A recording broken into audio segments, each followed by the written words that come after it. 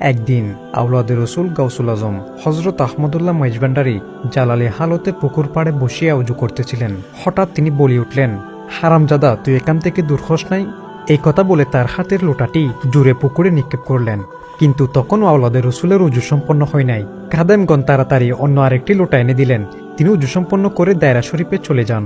এইদিকে হজরত পুকুরে লোটা ফেলে দিয়েছেন দেখে খাদেমগণ পুকুরে নেমে লোটা খুঁজতে লাগলেন।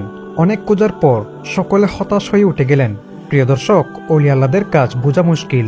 তিনি গালি দিলেন কাকে এবং লোটাই বা পুকুরে কেন নিক্ষেপ করলেন? সকলেই চিন্তা করতে লাগলেন।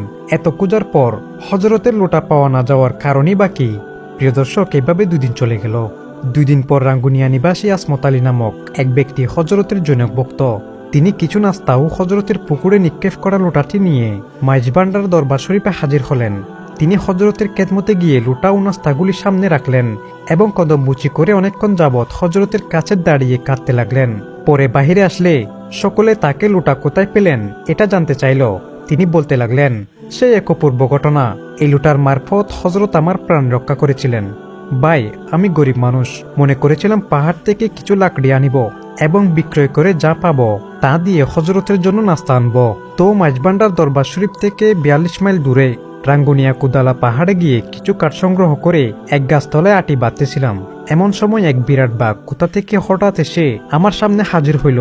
বাঘের আকস্মিক আক্রমণ প্রচেষ্টায় অনন্য উপায় হইয়া আমি ইয়া গৌসুল আজম বলে চিৎকার করে উঠলাম।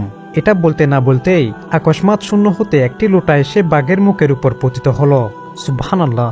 তৎক্ষণাৎ বাঘটি বইয়ে চিৎকার করে সেখান থেকে পালিয়ে গেল এবং আমি বাঘের কবল থেকে রক্ষা পেলাম।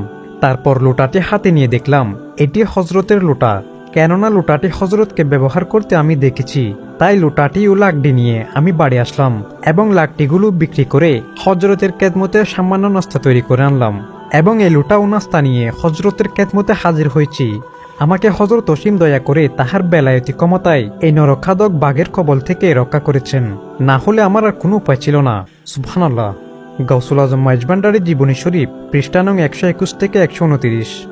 একদিন আওলাদে রসুল গাউসুল আজম শাহ সুফি হজরত আহমদুল্লাহ শাহ মাইজভান্ডারীর প্রিয়তম কন্যা মুসাম্মদ সৈয়দা আনোয়ারুন্নেসা বিবি হজরতের নিকট ছোটবেলায় আবদার করে জানিয়েছিল, বাবা, আমি তো কোনোদিন বাঘ দেখি নাই। বাঘ দেখতে আমার বড় ইচ্ছা, আমাকে বাঘ দেখাতে হবে। হজরত কেবলা কন্যাকে উত্তর দিলেন, আচ্ছা মা। অতঃপর একদিন গভীর রাত্রে হজরত আহমদুল্লাহ শাহ মাইজভান্ডারী তাকে ডেকে বললেন, তোমরা বাঘ দেখতে কে কে ইচ্ছা করেছ? দেখো, বাঘ এসে তোমাদের সামনের উঠানে দাঁড়িয়ে আছে। তখন সবাই ঘর থেকেও কি মেরে বাঘ দেখতে লাগলো। সবাই দেখলো প্রকাণ্ড বলিষ্ঠকায় একটি বাঘ নির্ভয়ে নিশ্চিন্তে উঠানে দাঁড়িয়ে রয়েছে।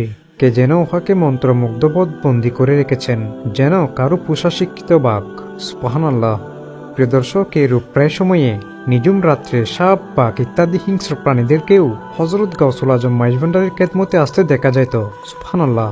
তত্ত্বসূত্র, জীবনী ও কারামত, পৃষ্ঠা নং 90। প্রিয় দর্শক, আওলাদে রসুল হুজুর গাউসুল আজম মাইজভান্ডারী কেবলা কাবা মহান আল্লাহ রব্বুল আলামিনের পক্ষ থেকে আমাদের জন্য বড় নিয়ামত। আলহামদুলিল্লাহ।